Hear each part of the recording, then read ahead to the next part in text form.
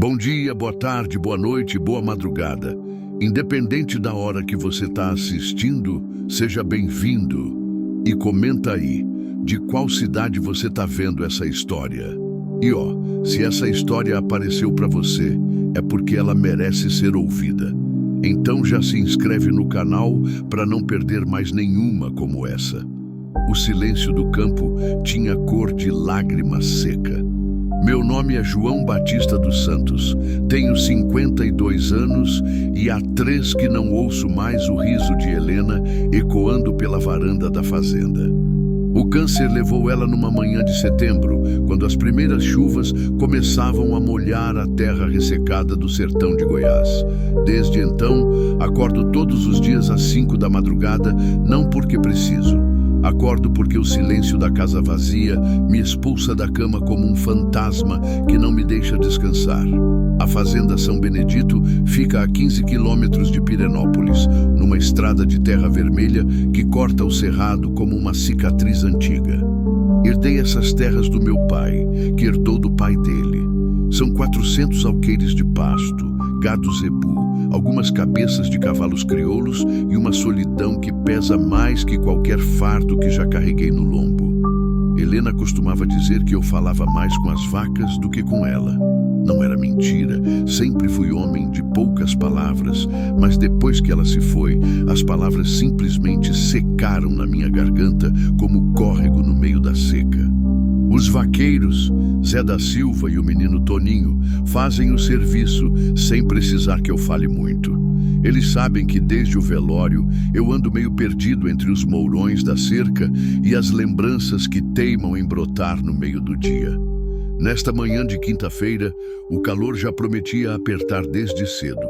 O termômetro na varanda marcava 28 graus às 6 horas e o céu estava limpo demais, daquele azul que anuncia fornalha para as próximas 12 horas. Tomei meu café preto, sem açúcar, sentado na mesma cadeira de balanço onde Helena bordava suas toalhas de mesa aos domingos. O café estava amargo, como tudo nesta casa virou depois dela. Seu João, vou levar o gado pro pasto da Baixada, gritou Zé da Silva do terreiro, montado no seu cavalo baio. A aguada lá tá boa ainda, acenou com a cabeça. Não consegui responder. As palavras ficaram presas em algum lugar entre o peito e a garganta, como sempre acontece ultimamente. Zé entendeu e tocou o gado com o Toninho, levantando uma nuvem de poeira vermelha que demorou quase 10 minutos para assentar. Fiquei ali, ouvindo o barulho das ferraduras se afastando, o mugido das vacas e o canto dos bem-te-vis nos pequizeiros. O cheiro de terra seca entrava pelas narinas e me lembrava de quando chegava em casa sujo de poeira e Helena reclamava que eu ia sujar o chão recém-lavado. Daria tudo para ouvir essa reclamação de novo. Por volta das 10 horas, quando o sol já estava alto e pesado, feito chumbo derretido, resolvi dar uma volta pelos pastos. Não tinha nada específico para fazer. O trabalho ia bem sem mim, os peões sabiam da lida melhor que muito patrão por aí. Mas ficar na casa vazia estava me sufocando. Selei meu cavalo castanho, o Trovão, um animal de confiança que Helena sempre disse que era mais teimoso que eu. Cavalgamos pela estrada que leva à cidade, passando pelas propriedades vizinhas. A fazenda do compadre Josué estava vendida. Ele se mudou para Goiânia depois que os filhos casaram. A casa estava fechada, com as janelas tapadas por tábuas e mato crescendo no quintal. Mais uma família que o progresso levou embora deste pedaço esquecido do mundo. O calor apertava tanto que até os pássaros se calaram. Só se ouvia o barulho do casco do trovão batendo na terra dura e o zunido distante de algumas cigarras teimosas. Minha camisa estava encharcada de suor, grudada nas costas, e o chapéu de couro mal dava conta de proteger meu rosto do sol, que parecia ter raiva de tudo que vivia embaixo dele. Foi quando parei para dar água ao cavalo numa aguada que fica na divisa com a propriedade abandonada do finado Sebastião que vi. Do outro lado da cerca, perto de uma árvore seca, uma figura pequena estava sentada na sombra raquítica. De longe, pensei que fosse um animal ferido ou talvez um saco de milho que alguém esqueceu ali. Mas havia algo na forma como a coisa se movia que me fez franzir os olhos e olhar melhor. Era uma pessoa, uma moça nova, pelo jeito. Estava sentada com as costas apoiadas no tronco da árvore, as pernas esticadas de um jeito estranho, e parecia estar olhando para o nada com aquela quietude de quem perdeu as forças ou a esperança. Mesmo à distância, dava para perceber que algo não estava certo. Meu coração deu uma batida diferente. Não era medo, era uma inquietação que há muito tempo não sentia. Como se alguma coisa dentro de mim tivesse acordado depois de 3 anos dormindo. Desmoncei do cavalo e caminhei até a cerca, pisando devagar na terra fofa para não fazer barulho. "Moça", chamei com a voz meio rouca de quem não estava acostumado a falar com desconhecidos. "Tá tudo bem aí?" Ela virou a cabeça na minha direção, devagar, como se o movimento doesse. Mesmo de longe, pude ver que seus olhos estavam inchados, vermelhos, e havia uma tristeza naquela cara jovem que me lembrou da expressão que Helena tinha nos últimos dias de vida. Uma tristeza profunda, daquelas que moram dentro da gente e não saem nem com reza. "Não precisa se preocupar, senhor", respondeu ela com uma voz fina e cansada. "Só estou descansando um pouco." Mas ela não estava só descansando. Qualquer um com olhos na cara podia ver que a menina estava em apuros. A roupa estava suja de poeira e suor, o cabelo grudado no rosto, e havia algo na maneira como ela segurava uma das pernas que me fez pensar em bicho machucado. Além disso, estava sozinha no meio do nada, debaixo de um sol que podia matar, sem água nem comida à vista. "Como é que chegou até aqui?" perguntei, chegando mais perto da cerca. "Esta propriedade está abandonada há anos." Ela não respondeu logo. Ficou olhando para mim com desconfiança, como se estivesse medindo se eu era uma ameaça ou uma salvação. Vi que suas mãos tremiam um pouco e havia algo no jeito como ela se encolhia contra a árvore que me tocou fundo. Era o medo de quem já sofreu demais na vida e não confia mais em ninguém. O suor escorria pelo meu rosto e eu sentia o peso do silêncio entre nós. Ali estava eu, um homem de meia idade, que há 3 anos não conversava direito com mais ninguém, além dos peões da fazenda, diante de uma situação que não sabia como lidar.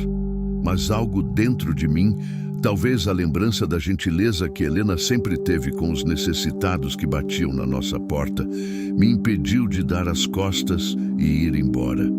"Olha, moça", disse, tirando o chapéu e passando a mão no cabelo molhado de suor. "Não sei o que te trouxe até aqui, mas esse não é lugar para ficar sozinha. O sol está castigo e vai piorar. Se quiser, posso te levar até a cidade ou te dar um pouco de água, pelo menos." Ela me olhou por um longo tempo, como se estivesse lendo alguma coisa escrita na minha cara. Depois, muito devagar, fez menção de se levantar, e foi aí que vi. A perna esquerda dela era torta, atrofiada, e ela se apoiava numa bengala improvisada feita de galho. O movimento era doloroso, difícil, e quando ela conseguiu ficar de pé, pude ver que era ainda mais nova do que eu pensara. Não devia ter mais que 20 anos. "Meu nome é Maria da Graça", disse ela finalmente. "E eu não tenho mais para onde ir." O jeito como ela falou essas palavras, com uma resignação que me gelou o sangue, mesmo debaixo daquele sol infernal, me fez lembrar de algo que Helena sempre dizia. "João, Deus às vezes coloca pessoas no nosso caminho não para testarmos nossa fé, mas para testarmos nossa humanidade." Naquele momento, com aquela moça aleijada me olhando com uma mistura de desespero e esperança, e o calor apertando como se o mundo fosse pegar fogo, eu soube que minha vida de silêncio e solidão estava prestes a mudar. Não sabia como nem porquê, mas sentia no peito que aquele encontro não era por acaso. O suor pingava do meu queixo na terra vermelha e eu tinha uma decisão para tomar. Uma decisão que, sem eu saber, ia me devolver uma parte de mim mesmo que eu achava que tinha morrido junto com Helena. Havia uma dor nos olhos daquela menina que eu reconhecia. Era a mesma que via no espelho todas as manhãs. Maria da Graça. Repeti o nome devagar, sentindo o peso que ele carregava. E de onde você veio, menina? Ela baixou os olhos e ficou mexendo na bengala improvisada, como se as palavras fossem difíceis demais para sair. O silêncio esticou entre nós como uma corda prestes a arrebentar. Eu podia ouvir meu próprio coração batendo, o trovão mascando o freio com impaciência e, ao longe, o canto solitário de um bem-te-vi que parecia tão perdido quanto nós dois. De Buriti Alegre, disse ela finalmente. Vim andando desde ontem de tarde. Buriti Alegre ficava a mais de 30 quilômetros dali, a pé, com aquela perna aleijada debaixo do sol que rachava a pedra. Senti um aperto no peito só de imaginar o sofrimento que aquela menina passou para chegar até ali. Meu Deus do céu, menina! Não consegui esconder o espanto.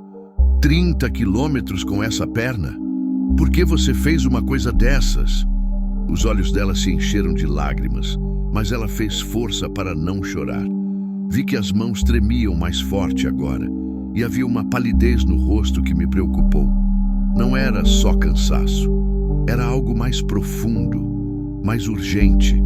Porque não tinha escolha, respondeu com uma voz que mal saía da garganta. Porque se eu ficasse lá, eles iam me obrigar a... Não terminou a frase, mas não precisava. Na vida do campo, a gente aprende a ler o que não é dito.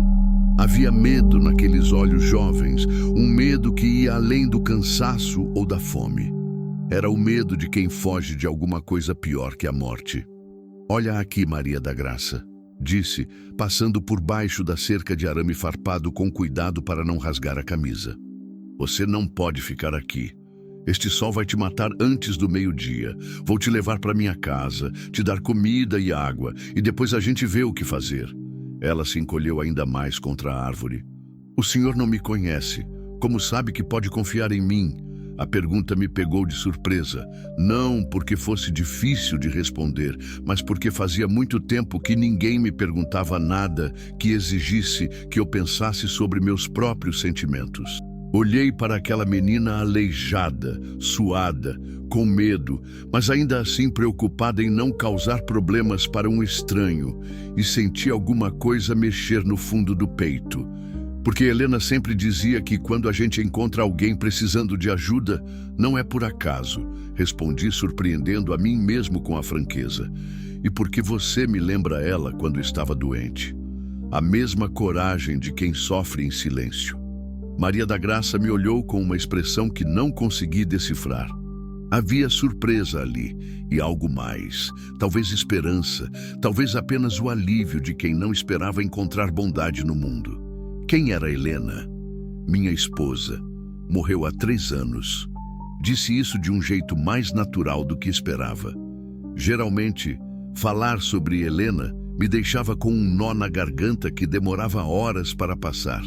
Mas ali, debaixo daquele sol inclemente, com aquela menina ferida na minha frente, as palavras saíram sem machucar.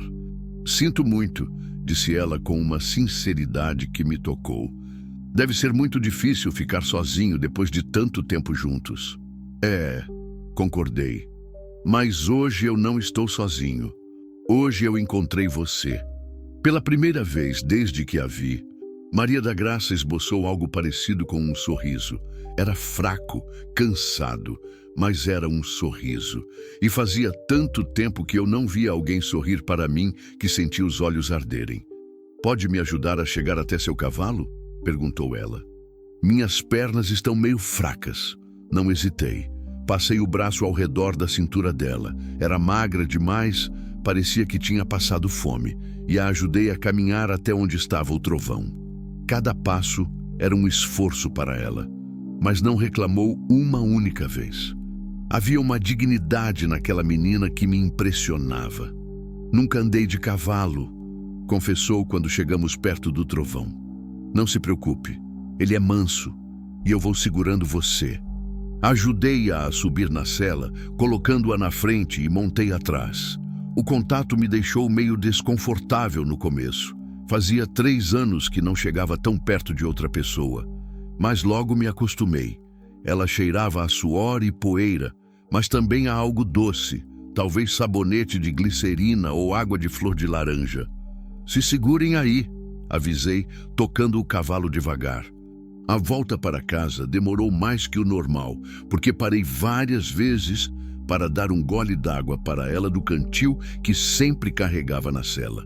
Maria da Graça bebia devagar, com o cuidado de quem não quer desperdiçar nenhuma gota, e sempre me oferecia antes de beber. "Obrigada", dizia a cada parada. "O senhor está sendo muito bom comigo." "João Batista", corrigi. "Pode me chamar de João Batista, ou seu João, se preferir." "Ah, João Batista", repetiu, e gostei do jeito como meu nome soou na voz dela. "Eu vou encontrar um jeito de pagar sua bondade." "Não precisa pagar nada, menina. Só precisa melhorar." Quando chegamos à fazenda, já era quase meio-dia. O calor estava insuportável e o suor escorria por todo o meu corpo. Maria da Graça estava meio desmaiada nos meus braços, a cabeça apoiada no meu peito, respirando com dificuldade. Fiquei preocupado. Ela estava muito fraca, muito pálida. Zé da Silva e o Toninho estavam na sombra do galpão, consertando uma sela velha. Quando me viram chegando com a moça no cavalo, largaram tudo e vieram correndo. "Quem é essa menina, seu João?" perguntou o Zé, com a curiosidade natural de quem conhecia minha vida solitária. "Encontrei ela lá na propriedade do finado Sebastião.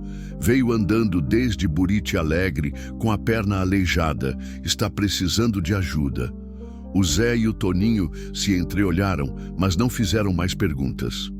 Eram homens do campo, sabiam que certas situações não precisavam de explicação, só de ação. "Toninho, vai buscar uma bacia com água fresca e pano limpo", ordenou o Zé. "E pede para a dona Aparecida fazer um caldo bem forte.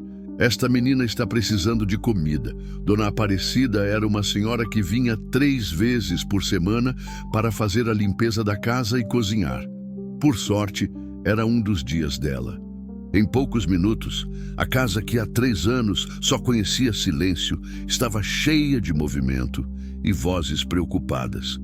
Carreguei Maria da Graça para o quarto de hóspedes, um cômodo que não era usado desde que os irmãos de Helena vinham passar as festas de fim de ano.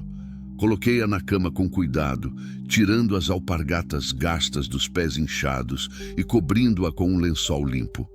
"Descanse agora", disse, ajeitando o travesseiro atrás da cabeça dela. "Dona Aparecida vai cuidar de você." Ela segurou minha mão quando eu fazia menção de sair. "João Batista", chamou com a voz fraca, mas firme. "Por que está fazendo isso por mim? Eu sou aleijada, sou pobre, não tenho nada para oferecer em troca." A pergunta me pegou desprevenido novamente. Olhei para aquela mão pequena e calejada, segurando a minha, para aqueles olhos cheios de sofrimento, mas também de uma gratidão que me comoveu, e percebi que não sabia responder. Não sabia por que tinha parado para ajudar, por que tinha trazido uma estranha para minha casa, por que estava sentindo aquela urgência de proteger alguém que conhecia há poucas horas. "Porque você me fez lembrar que ainda sou gente?", respondi, surpreendendo a mim mesmo com a honestidade da resposta. "E porque pela primeira vez em 3 anos, esta casa não me parece tão vazia." Maria da Graça apertou minha mão e fechou os olhos.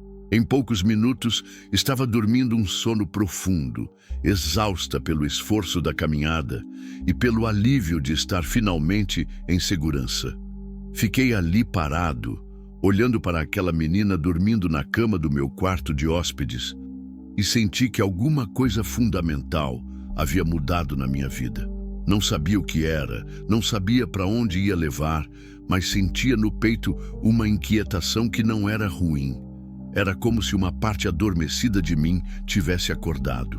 Lá fora, o calor continuava implacável, mas dentro da casa havia uma sensação diferente. Havia vida, havia alguém para cuidar.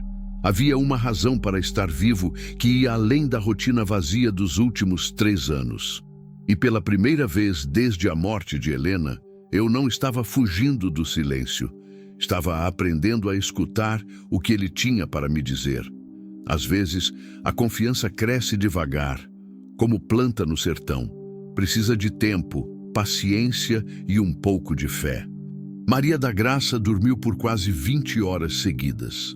Quando acordou, na manhã de sexta-feira, eu já estava há meia hora sentado na cadeira ao lado da cama, tomando meu café e observando o rosto dela relaxado pelo primeiro sono tranquilo que devia ter tido em muito tempo.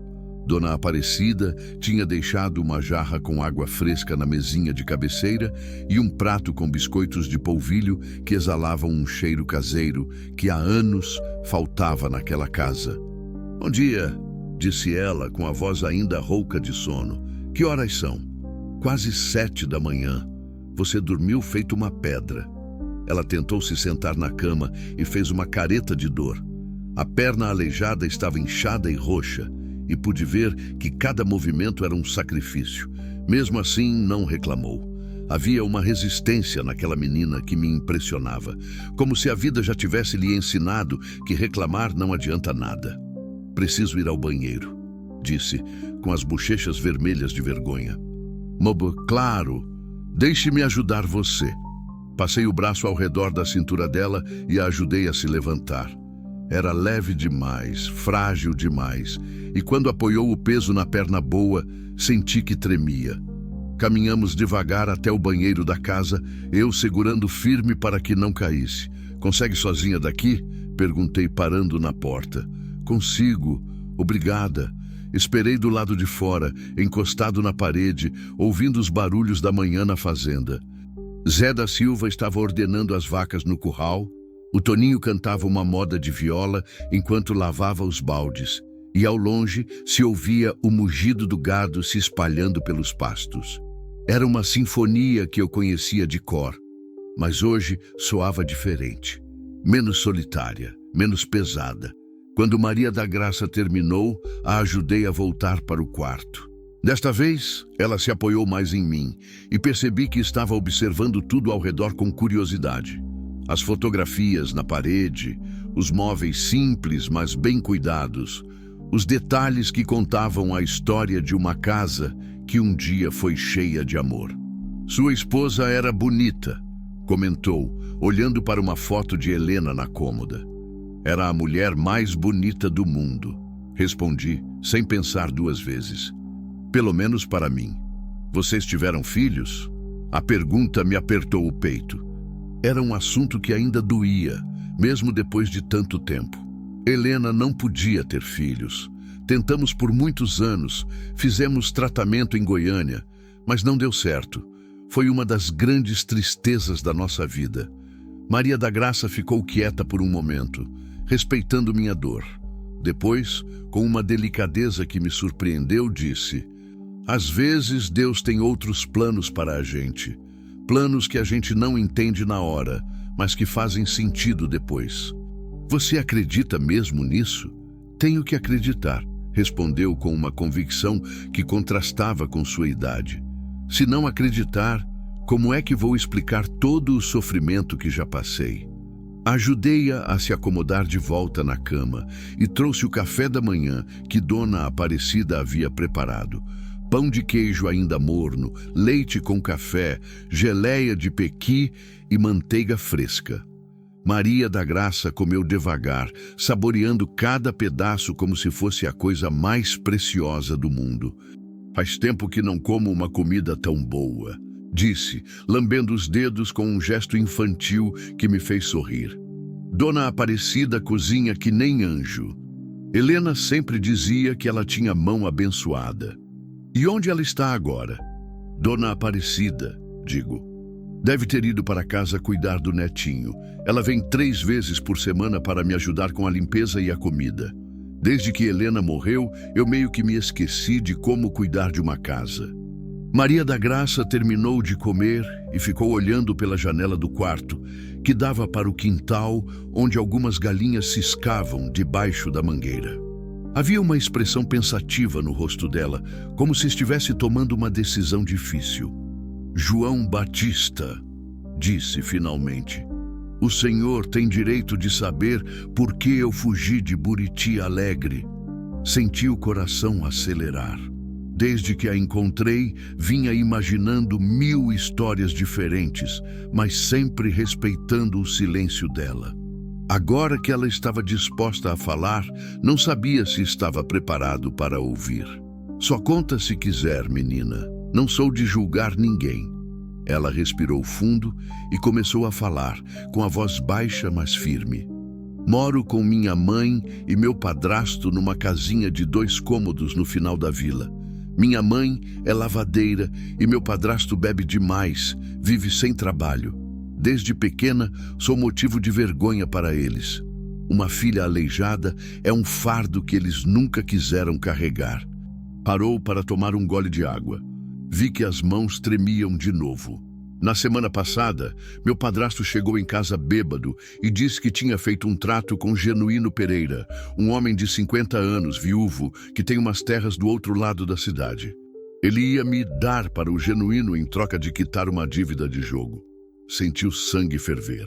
Era uma história que eu conhecia do ouvir falar. Meninas pobres sendo negociadas como gado, pais sem escrúpulo vendendo as filhas para homens sem caráter. Mas ouvir de perto, da boca de quem estava vivendo aquilo, me deixou com uma raiva que há anos não sentia. Minha mãe não disse nada, continuou Maria da Graça, com lágrimas nos olhos. Ficou quieta, como sempre fica quando ele fala. E o Genuíno. Ele veio me ver no outro dia, me olhava como se eu fosse um bicho. Disse que uma aleijada como eu devia ser grata de ter um homem que quisesse me aturar. Filho da mãe, murmurei, sem conseguir me controlar.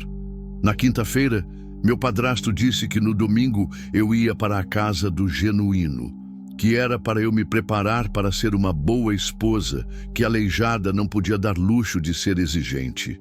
Naquela noite, esperei todo mundo dormir e fugi. Peguei o pouco dinheiro que tinha guardado, uma muda de roupa e saí caminhando. Não tinha um destino, só queria ficar longe daqueles homens.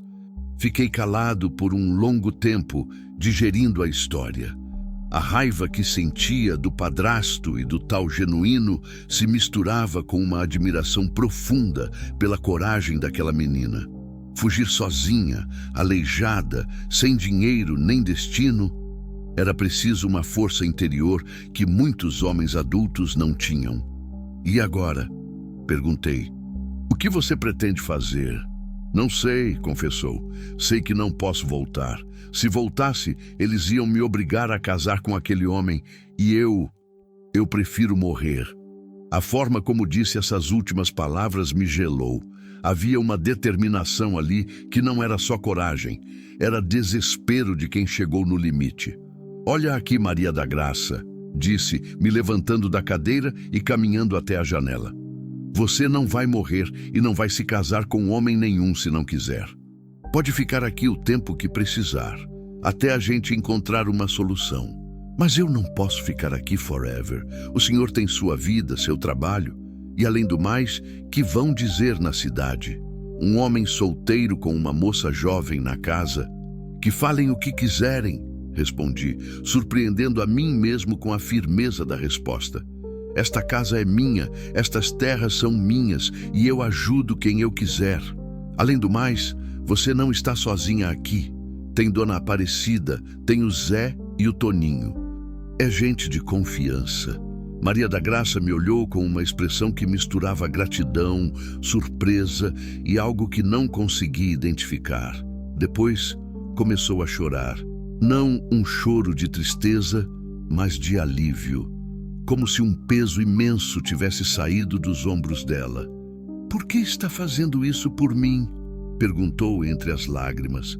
Eu sou uma estranha, aleijada, sem família direita. Porque você me lembrou que ainda existe bondade no mundo. Respondi, voltando para a cadeira ao lado da cama. Porque, há 3 anos, eu me esqueci de como é bom ter alguém para proteger. Passamos o resto da manhã conversando. Maria da Graça me contou sobre sua infância, sobre como aprender a ler sozinha, olhando as revistas velhas que a mãe trazia da casa onde trabalhava, sobre seu sonho de um dia ter uma casinha só dela, com um quintal para plantar flores. Eu falei sobre a fazenda, sobre Helena, sobre como era a vida antes da solidão tomar conta de tudo. Quando Dona Aparecida chegou para fazer o almoço, encontrou os dois rindo de uma história que Maria da Graça estava contando sobre uma galinha teimosa que morava na vila dela.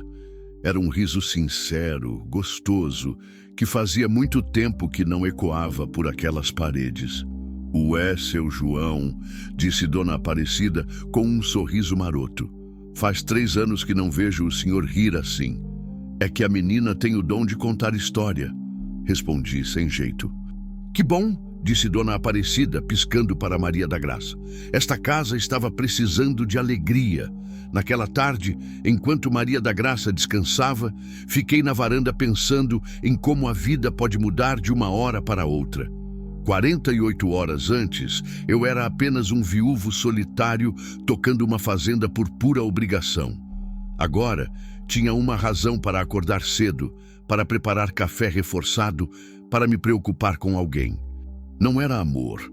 Ainda era cedo demais para isso, e a diferença de idade pesava na minha consciência. Mas era algo parecido com a paternidade que nunca tive, misturado com uma amizade que estava nascendo devagar, como tudo que é verdadeiro. Quando anoiteceu e as primeiras estrelas começaram a aparecer no céu limpo do cerrado, entrei no quarto para ver como ela estava. Maria da Graça estava acordada, olhando pela janela, e havia uma paz no rosto dela que não tinha visto antes. "Obrigada", disse ela sem tirar os olhos das estrelas. "Pelo quê?" "Por me deixar sonhar de novo." Fiquei ali parado, ouvindo o canto dos grilos lá fora e sentindo que, pela primeira vez em 3 anos, o silêncio da noite não me assombrava. Tinha virado companhia. Maria da Graça estava na fazenda há 1 semana quando tudo começou a complicar. Ela já estava andando melhor, ajudando Dona Aparecida na cozinha e até cuidando das galinhas no quintal, sempre com aquele jeito cuidadoso de quem não quer dar trabalho. Eu tinha arrumado uma bengala de madeira mais firme para substituir o galho que ela usava. E vê-la caminhando pelo terreiro, conversando com as galinhas como se fossem amigas antigas, me enchia de uma satisfação que não sabia explicar. Foi numa terça-feira de manhã que o primeiro problema apareceu. Eu estava consertando a cerca do pasto norte quando vi uma nuvem de poeira vermelha se aproximando pela estrada. 3 cavaleiros vinham em galope, e mesmo à distância dava para perceber que não era visita amigável. Meu estômago apertou quando reconheci a figura baixa e atarracada do homem na frente. Era Genuíno Pereira. "Zé!" gritei para o vaqueiro que estava perto do curral. "Leve o gado para o pasto da baixada e depois vá até a casa, fica de olho." Zé entendeu na hora. Conhecia Genuíno de vista e sabia que onde ele aparecia, confusão seguia atrás. Era daqueles homens que usavam dinheiro e influência para conseguir o que queriam, sem se importar com quem pisavam no caminho. Voltei para casa no galope, o coração batendo forte no peito. Maria da Graça estava na cozinha, ajudando Dona Aparecida a preparar o almoço, cantarolando baixinho uma música que não reconheci. Quando me viu entrar apressado, o sorriso morreu no rosto dela. "O que aconteceu?" perguntou, largando a colher de pau. "Genuíno Pereira está vindo para cá, com 2 homens." A cor sumiu do rosto dela. As mãos começaram a tremer tanto que teve que se apoiar na mesa da cozinha. Dona Aparecida, que conhecia a história, fez o sinal da cruz e murmurou uma oração baixinho. "Ele me achou", sussurrou Maria da Graça. Eu sabia que isso ia acontecer. "Calma", disse, colocando as mãos nos ombros dela. "Você está na minha casa, na minha propriedade. Ele não pode te obrigar a nada. Você não conhece esse homem, João Batista. Ele tem dinheiro, tem pistoleiros e tem um papel assinado pelo meu padrasto." O barulho dos cavalos se aproximando cortou nossa conversa. Olhei pela janela e vi os 3 homens parando no terreiro, levantando uma nuvem de poeira que demorou para assentar. Genuíno desceu do cavalo com a arrogância de quem se achava dono do mundo. Um homem baixo, barrigudo, com bigode grisalho e olhos pequenos e cruéis. Os 2 que vieram com ele tinham cara de capanga, magros, queimados de sol, com revólveres na cintura. "Escuta bem", disse para Maria da Graça, segurando o rosto dela entre as mãos. "Vá para o quarto e tranque a porta. Não saia de lá por nada, ouviu?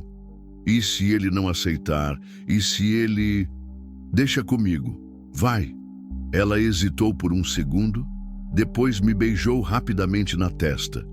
Um beijo desesperado, de quem não sabia se ia me ver novamente.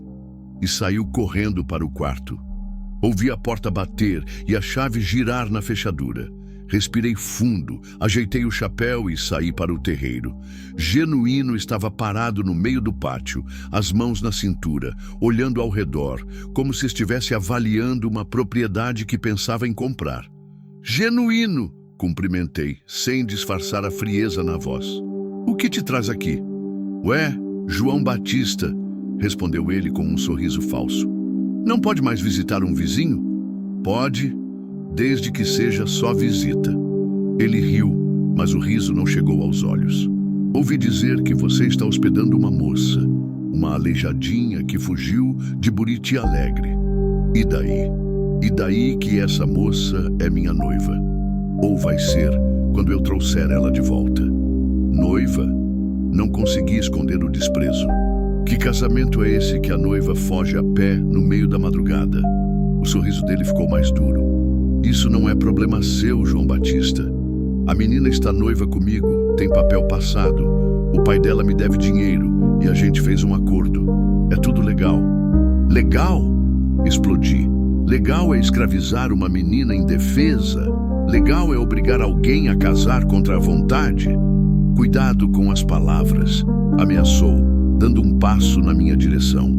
"Você está se metendo em coisa que não é sua. Esta menina está na minha casa, na minha propriedade. Isso me dá o direito de proteger ela." Genuíno fez um sinal para os capangas, que se posicionaram dos lados dele. A situação estava ficando perigosa, mas eu não ia dar o braço a torcer. Não depois de ver a dor nos olhos de Maria da Graça quando ela contou sua história. "Olha, João Batista", disse Genuíno, mudando o tom para algo que tentava ser conciliador. "Eu te respeito, sempre respeitei sua família. Seu pai era um homem direito, você também é. Mas essa menina me pertence. Se você entregar ela agora, sem confusão, a gente esquece este mal-entendido e continua vizinhos em paz. E se eu não entregar?" O sorriso dele desapareceu completamente. "Aí você vai ter que arcar com as consequências." Foi nesse momento que o Zé apareceu na porta do galpão com uma espingarda na mão. Não apontou para ninguém, mas deixou claro que estava ali. O Toninho também apareceu, do outro lado do terreiro, com uma enxada nas mãos. Genuíno olhou para os 2 e sua expressão mudou. 3 contra 3 deixava as coisas mais equilibradas. "Seus peões parecem muito leais", comentou com ironia. "São mais que peões", respondi. "São família. E família protege família." Genuíno ficou quieto por um momento, calculando as opções. Depois, cuspiu no chão e disse: "Tá bom, João Batista. Você quer proteger a aleijada? Protege, mas eu vou voltar. E da próxima vez, venho com mais gente. Essa menina é minha por direito e eu vou buscar ela, nem que seja preciso queimar esta fazenda inteira." "Você pode tentar", respondi, sentindo uma coragem que há anos não sentia. "Mas vai ter que passar por cima do meu corpo." Ele montou no cavalo, fez um sinal para os capangas e disse antes de partir: "Você tem até domingo, João Batista. Domingo eu volto com o delegado e um mandado. Aí você vai ver quem tem razão nesta história." Os 3 cavaleiros saíram em galope, levantando uma nuvem de poeira que demorou para assentar. Quando finalmente consegui respirar direito, percebi que estava suando frio. As mãos tremiam um pouco, mas não era de medo, era de raiva pura. Zé e Toninho se aproximaram. Isso não vai acabar bem, seu João, disse o Zé, balançando a cabeça. Esse homem tem dinheiro e influência. Se ele voltar com o delegado, então a gente se prepara, respondi. Não vou entregar essa menina para aquele desgraçado. Entrei na casa e bati na porta do quarto. Maria da Graça? Sou eu. Pode abrir. Ouvi a chave girar e a porta se abriu devagar. Ela estava pálida como papel, as mãos ainda tremendo, os olhos vermelhos de tanto chorar. Ele foi embora? Perguntou com a voz trêmula. Foi, mas vai voltar. Eu sabia, disse se jogando na cama. Eu sabia que isso ia acontecer. João Batista, eu preciso ir embora. Não posso deixar você se meter em confusão por minha causa. Você não vai a lugar nenhum, respondi firme. Já disse que você está sob minha proteção. Mas você ouviu o que ele disse? Ele vai voltar com o delegado, com um mandado.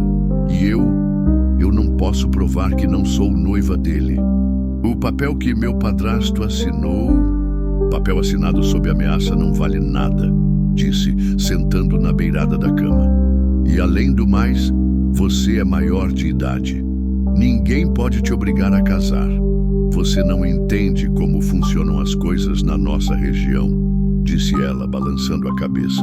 Homens como Genuíno sempre conseguem o que querem. Eles compram testemunha, compram juiz, compram quem for preciso. Fiquei calado por um momento, digerindo a gravidade da situação. Ela tinha razão. Eu estava sendo ingênuo se achava que a lei ia proteger uma menina pobre e aleijada contra um homem rico e influente. Mas mesmo assim, não conseguia imaginar entregando Maria da Graça para aquele monstro. Escuta aqui, disse, pegando as mãos dela nas minhas. Eu não vou deixar nada acontecer com você. A gente vai dar um jeito. Que jeito? Perguntou com desespero na voz. Ainda não sei, mas vamos dar um jeito. Naquela noite, não consegui dormir. Fiquei na varanda até tarde, pensando em possíveis soluções, fumando cigarro atrás de cigarro e ouvindo os grilos cantarem no escuro. Maria da Graça também não dormiu. De vez em quando, eu ouvia ela caminhando pelo quarto, inquieta, assombrada pela ameaça que pairava sobre nossa paz. Na madrugada de quarta-feira, uma tempestade chegou do nada.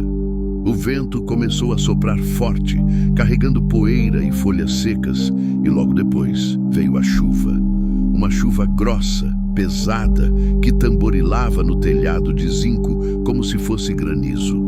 Os raios cortavam o céu e os trovões faziam a casa toda tremer. Foi durante a tempestade que ouvi Maria da Graça gritando. Corri para o quarto dela e encontrei a porta aberta. Ela estava sentada no canto da cama, abraçada aos joelhos, tremendo como vara verde. O rosto estava molhado de lágrimas e suor, e havia um terror nos olhos dela que me gelou o sangue. O que aconteceu? Perguntei, sentando ao lado dela. Pesadelo, respondeu entre soluços. Sonhei que ele me levava, que me prendia numa casa escura e não conseguiu terminar. Abraçou-se a mim com uma força desesperada, como se eu fosse a única coisa real num mundo que estava desmoronando ao redor dela. Senti as lágrimas molhando minha camisa e percebi que ela estava com febre.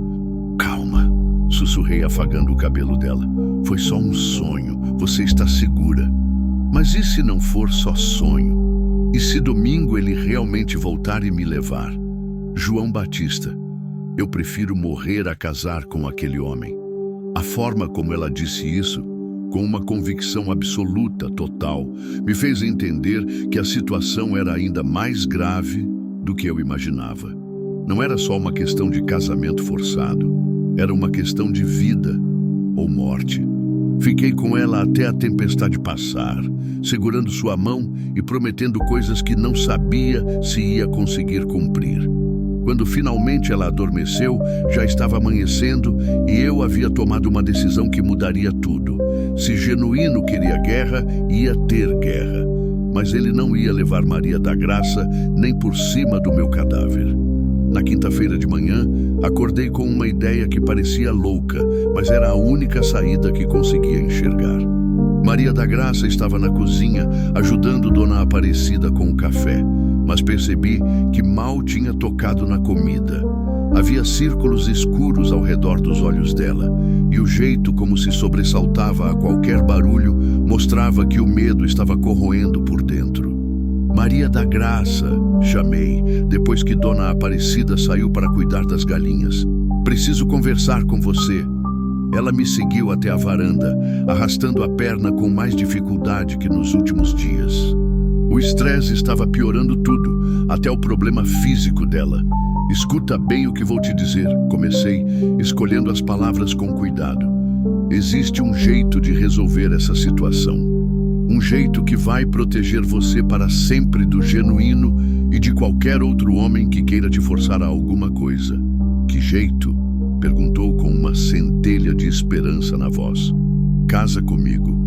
As palavras saíram da minha boca antes que eu pudesse pensar melhor. Maria da Graça me olhou como se eu tivesse ficado maluco, a boca aberta, os olhos arregalados. O quê? Casa comigo, repeti, mais firme agora que a ideia havia tomado forma. Se você for minha esposa, Genuíno não vai poder tocar um dedo em você. Nem ele, nem ninguém. João Batista, você está falando sério? Nunca falei tão sério na vida. Ela se levantou da cadeira e começou a caminhar de um lado para o outro da varanda, a bengala batendo no chão de madeira num ritmo nervoso. Podia ver que a cabeça dela estava trabalhando a 1000 por hora, pesando todas as possibilidades. Mas você nem me conhece direito, e eu sou aleijada, sou pobre, não tenho nada para oferecer. Por que você faria uma coisa dessas? A pergunta me pegou desprevenido. Por que mesmo? Quando parei para pensar, percebi que não era só para proteger ela. Havia algo mais, algo que vinha crescendo dentro de mim desde o primeiro dia que a trouxe para casa. Porque em uma semana, você fez esta casa voltar a ser um lar, respondi com uma sinceridade que me surpreendeu. Porque quando acordo de manhã, não sinto mais aquele peso no peito. Porque você me lembrou que ainda sou capaz de cuidar de alguém. Mas e Helena? Você amava ela? Amo até hoje. Sempre vou amar Helena. Mas ela se foi, Maria da Graça, e eu não posso viver para sempre no passado. Você não seria um substituto, seria um recomeço. Ela parou de andar e ficou me olhando por um longo tempo. Vi lágrimas se formando nos olhos dela, mas não eram lágrimas de tristeza. Você tem certeza disso? Perguntou com a voz embargada. Casamento não é brincadeira, João Batista. É para a vida toda. Tenho certeza. E você? Hesitou, limpando as lágrimas com as costas da mão. Eu nunca pensei que algum dia um homem quisesse se casar comigo. De verdade, por amor. Não por obrigação ou interesse. Não? Então é amor que você sente? A pergunta ficou no ar entre nós como um pássaro suspenso. Maria da Graça me olhou nos olhos e eu vi ali uma profundidade que não tinha percebido antes. Não era mais a menina assustada que eu encontrara debaixo da árvore. Era uma mulher que estava descobrindo seus próprios sentimentos. Não sei se é amor ainda, disse com uma honestidade que me tocou. Mas sei que você é o primeiro homem que me olha como gente, não como aleijada. Sei que me sinto segura do seu lado. E sei que a ideia de passar a vida inteira aqui, cuidando desta casa, cuidando de você, não me assusta, me alegra. Senti o coração dar um salto no peito. Não era uma declaração de amor apaixonado, mas era verdadeira, real, construída em cima de respeito e gratidão mútua. E talvez fosse exatamente isso que eu precisava. Não uma paixão que queimasse como fogo, mas um sentimento que crescesse devagar, como planta bem cuidada. Então está decidido, disse pegando as mãos dela nas minhas. Vamos nos casar. Mas como? Genuíno volta no domingo. Hoje é quinta. Deixa comigo. Vou até a cidade agora mesmo conversar com o padre Antônio. Se for preciso, a gente se casa no civil mesmo, só para ter o papel. E se ele não aceitar? E se disser que é muito rápido, que precisa de mais tempo? Padre Antônio me conhece desde criança. Ele conhecia Helena, sabe que sou homem de palavra. E quando eu explicar a situação... Não terminei a frase porque Maria da Graça se aproximou de mim e, na ponta dos pés, me beijou suavemente nos lábios. Foi um beijo casto, quase infantil, mas carregado de significado. Era gratidão, era esperança, era o começo de algo novo. Obrigada, sussurrou ainda perto do meu rosto. Obrigada por me salvar. A gente está se salvando, corrigi. Os dois. Selei o trovão e saí para Pirenópolis ainda de manhã, levando comigo uma determinação que há anos não sentia. O padre Antônio estava na igreja, preparando a missa do meio-dia quando cheguei. Era um homem de 60 anos, cabelos brancos, que havia casado meus pais e depois eu e Helena. João Batista, exclamou quando me viu entrar na igreja. Que milagre é esse? Faz meses que não te vejo aqui. Padre, preciso conversar com o senhor. É urgente. Ele percebeu a seriedade no meu tom e me levou para a sacristia. Contei tudo, como havia encontrado Maria da Graça, a história dela, a ameaça do Genuíno e minha decisão de casar com ela para protegê-la. Filho, disse o padre quando terminei de falar, você tem certeza de que está fazendo isso pelos motivos certos? Como assim, padre? Casamento por compaixão pode funcionar, mas só se houver também amor verdadeiro. Você ama essa menina? A pergunta me deixou quieto por um momento. Amava? Ainda era cedo demais para usar essa palavra, mas quando pensei em Maria da Graça, na forma como ela iluminava minha casa, como me fazia sentir vivo novamente, acho que estou aprendendo a amar ela, padre, e sei que quero protegê-la pelo resto da vida. Padre Antônio sorriu. Isso é um bom começo. E ela ama você? Também está aprendendo, eu acho. Mas há carinho, há respeito, há gratidão. Helena sempre dizia que o amor verdadeiro crescia devagar, com base na confiança. Helena era uma mulher sábia. O padre ficou pensativo por um momento.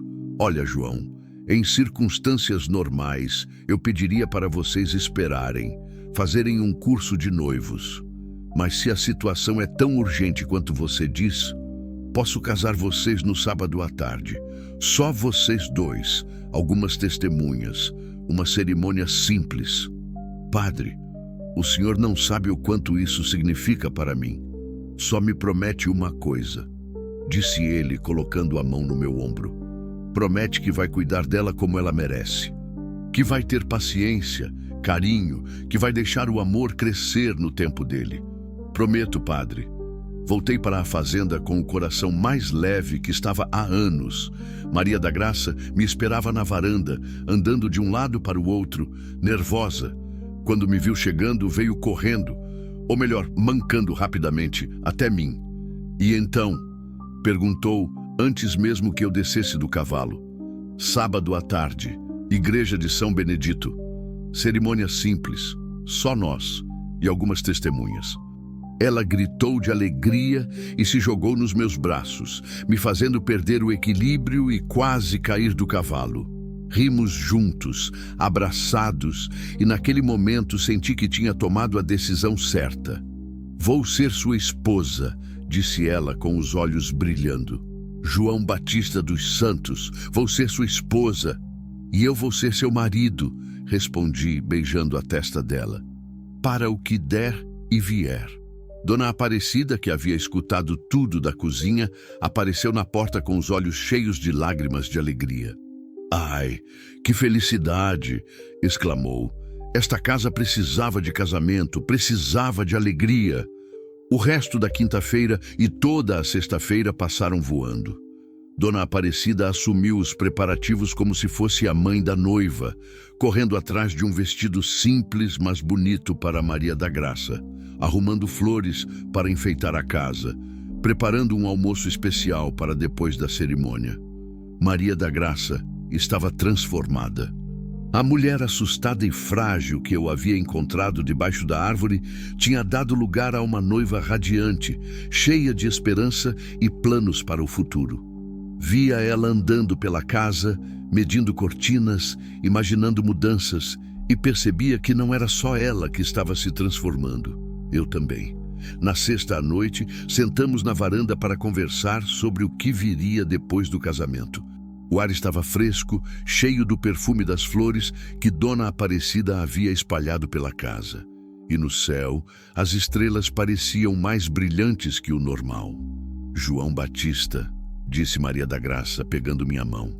Eu sei que este casamento está acontecendo rápido demais por causa das circunstâncias.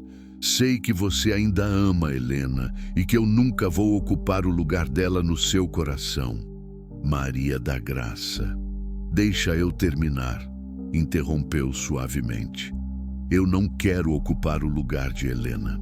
Quero ter meu próprio lugar. Quero que a gente construa uma história nossa, diferente, mas verdadeira.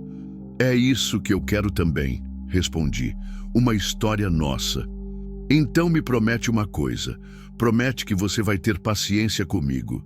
Que vai me ensinar a ser esposa, a cuidar de você, a ser feliz, porque eu nunca tive isso, João Batista. Nunca ninguém me ensinou como ser amada. O jeito como ela disse essas palavras me apertou o coração. Lembrei da minha própria solidão dos últimos 3 anos, de como havia esquecido o que era ter alguém para cuidar, alguém para amar. A gente vai aprender juntos, prometi. Você vai me ensinar a amar de novo, e eu vou te ensinar a ser amada. Naquela noite, dormi melhor do que havia dormido em meses.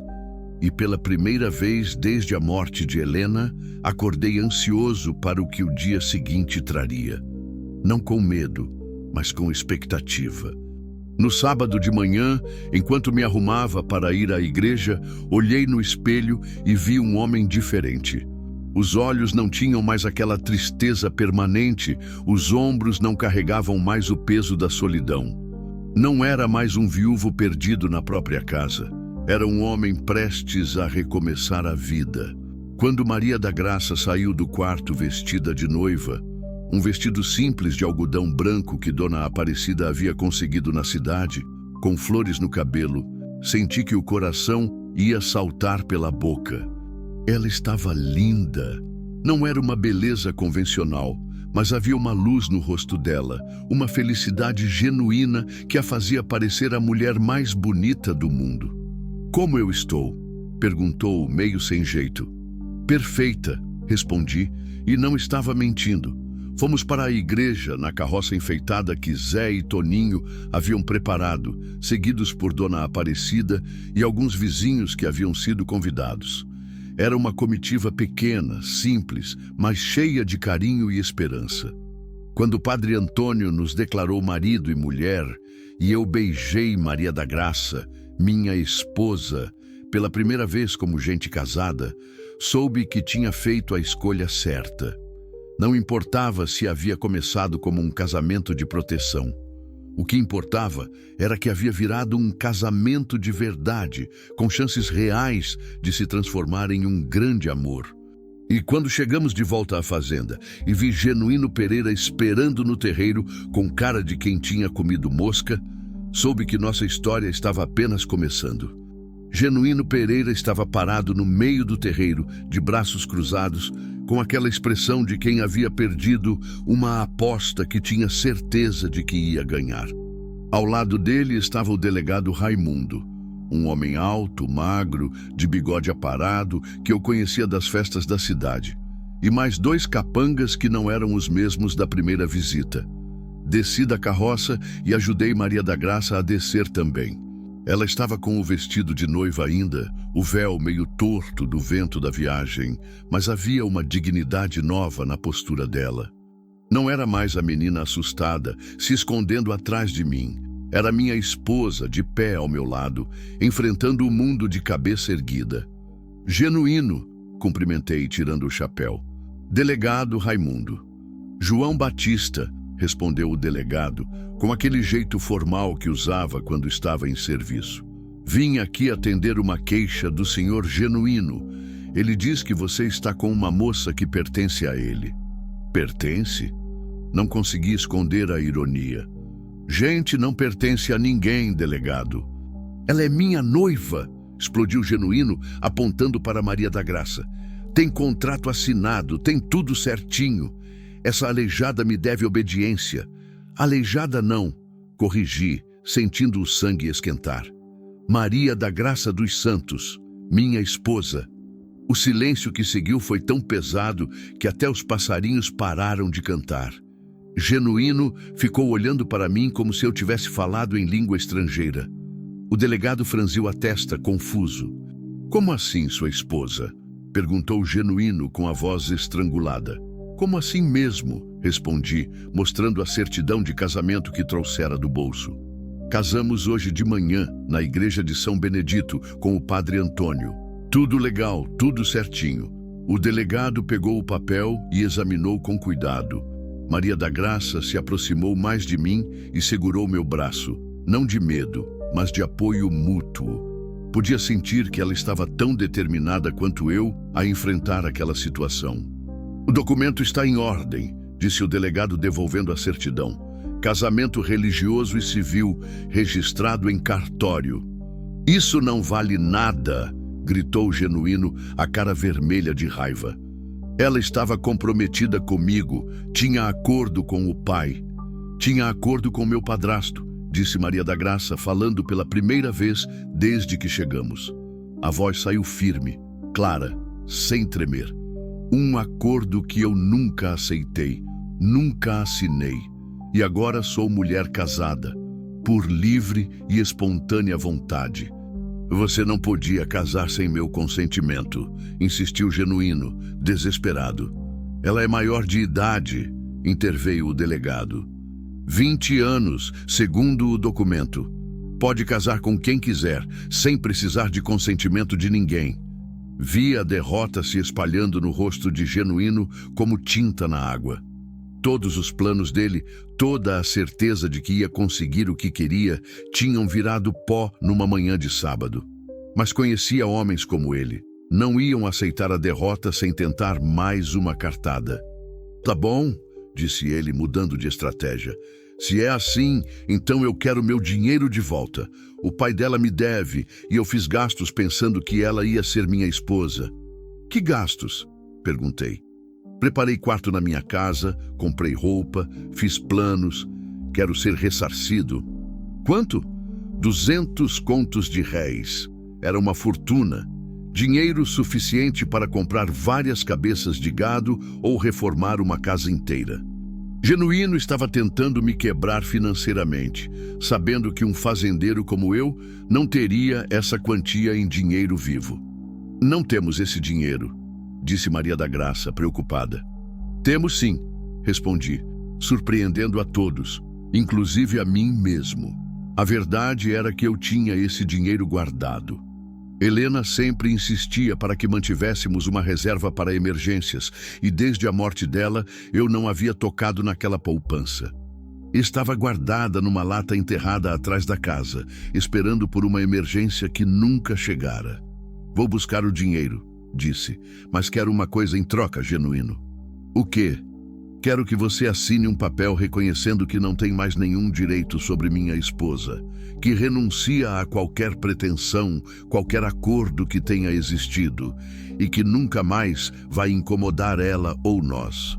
Genuíno hesitou. 200 contos de réis era muito dinheiro, mas assinar aquele papel significava perder Maria da Graça para sempre. E se eu não quiser assinar? Então não leva nem um tostão, disse o delegado, que estava claramente do meu lado agora. O senhor não tem direito legal nenhum sobre a moça. Se quer alguma coisa, vai ter que ser por acordo. Genuíno ficou alguns minutos pensando, calculando, até que a ganância venceu. Acenou com a cabeça e o delegado redigiu um documento simples, mas eficaz, renunciando a qualquer direito sobre Maria da Graça. Busquei o dinheiro, todo o que eu e Helena havíamos juntado em 20 anos de casamento, e entreguei para Genuíno. Era doloroso ver aquela poupança ir embora, mas quando vi o alívio no rosto de Maria da Graça, soube que não havia preço para aquela paz. Está quitado, disse, quando ele contou a última nota. Agora suma da minha propriedade e não volte nunca mais. Genuíno guardou o dinheiro, montou no cavalo e partiu sem dizer uma palavra, seguido pelo delegado e pelos capangas. Ficamos ali parados, eu e Maria da Graça, vendo a poeira vermelha levantar atrás deles até sumir na curva da estrada. Acabou, disse ela com a voz embargada. Acabou mesmo. Acabou, concordei, passando o braço ao redor dos ombros dela. Dona Aparecida, Zé e Toninho, que haviam assistido tudo de longe, vieram correndo para nos cumprimentar. Havia alegria no ar, mas também cansaço. Tinha sido uma semana intensa, cheia de medos e decisões que mudaram nossas vidas para sempre. Agora vocês vão poder ser felizes, disse Dona Aparecida, abraçando Maria da Graça como se fosse uma filha. Sim, respondeu minha esposa, olhando para mim com aqueles olhos que tinham aprendido a sonhar de novo. Agora vamos poder ser felizes. Os meses que se seguiram foram os mais felizes da minha vida desde a morte de Helena. Maria da Graça transformou a casa como um vendaval doce. Organizou os armários, plantou flores no quintal, ensinou as galinhas a comer na mão dela, encheu os cômodos vazios com cortinas coloridas e o cheiro de pão caseiro. Mas a transformação maior aconteceu em nós dois. Devagar, dia após dia, fomos aprendendo a ser marido e mulher de verdade. No começo, dormíamos em quartos separados, nos tratávamos com a polidez respeitosa de dois estranhos dividindo o mesmo teto. Mas gradualmente, muito gradualmente, a convivência foi criando uma intimidade real. Maria da Graça descobriu que tinha jeito para cuidar dos animais e passou a me acompanhar nos pastos. Montada numa égua mansa que comprei especialmente para ela, conseguia se movimentar pela fazenda com independência que nunca havia tido. Via a felicidade no rosto dela quando galoplávamos pelos campos no final da tarde, o cabelo solto ao vento, rindo como criança. Eu redescobri o prazer de ter alguém para conversar nas noites quentes do cerrado. Maria da Graça era curiosa, inteligente, fazia perguntas sobre tudo, sobre o gado, sobre as plantações, sobre minha vida com Helena, sobre os planos para o futuro. E aos poucos fui percebendo que não falava mais de Helena com tristeza, mas com carinho e gratidão por ter tido aquele amor. Foi numa noite de lua cheia, 6 meses depois do casamento, que tudo mudou entre nós. Estávamos na varanda, ela tricotando uma manta e eu consertando uma rédea, quando ela disse: João Batista, posso te perguntar uma coisa? Claro. Você ainda me vê como a aleijada que salvou na estrada? A pergunta me pegou de surpresa. Olhei para ela, para a mulher que ela havia se tornado nesses meses, forte, confiante, dona de si mesma. E percebi que a resposta era óbvia. Não, respondi, largando a rédea e me aproximando dela. Eu vejo minha esposa. Vejo a mulher que me ensinou a viver de novo. E eu vejo o homem que me ensinou que sou digna de ser amada. Disse ela, com lágrimas nos olhos. Foi quando nos beijamos de verdade, pela primeira vez. Não o beijo casto do casamento, ou os beijinhos de carinho que trocávamos no dia a dia, mas um beijo de amor verdadeiro, de duas pessoas que haviam encontrado uma na outra o que nem sabiam que estavam procurando. Naquela noite, nos tornamos marido e mulher de fato. E foi perfeito, não porque foi técnico ou apaixonado, mas porque foi feito de carinho, paciência e amor verdadeiro. Foi a primeira vez para ela, e quase como uma primeira vez para mim também, porque estava amando de forma diferente, mais madura, mais completa. 1 ano depois do nosso casamento, Maria da Graça me deu a notícia que mudaria tudo de novo. João Batista, estou esperando um filho. Chorei como não chorava desde o funeral de Helena. Mas eram lágrimas de alegria pura, de gratidão por uma vida que havia me dado mais do que eu merecia. O menino, porque desde o começo soubemos que seria menino, nasceu numa manhã de setembro, exatamente 4 anos depois da morte de Helena. Segurando meu filho nos braços, olhando para Maria da Graça cansada, mas radiante na cama, entendi finalmente o que ela havia dito naquele primeiro dia na varanda. Às vezes Deus tem outros planos para a gente. Hoje, 5 anos depois daquele encontro na estrada poeirenta, acordo todas as manhãs ouvindo risadas ecoando pela casa. Meu filho João Filho, de 4 anos, corre pelo terreiro brincando com as galinhas, enquanto Maria da Graça, grávida de novo, dessa vez de uma menina, o chama para tomar café. Às vezes, quando estou nos pastos e olho para a fazenda de longe, vejo a casa cheia de vida, as roupas coloridas no varal, as crianças brincando no quintal, e me lembro do homem solitário que eu era antes. Parece outra vida, outro homem. Maria da Graça nunca mais mancou com vergonha. A perna continua torta, sempre vai continuar, mas agora ela a carrega com dignidade, como parte da história que a trouxe até aqui. Nosso filho nasceu perfeito, forte, e ela o ama com a intensidade de quem sabe o que é não ser amado. Ontem à noite, quando estávamos na varanda vendo as estrelas, como fazemos todas as noites desde que nos casamos, ela me perguntou: "Você se arrepende de alguma coisa, João Batista?" "Do quê?"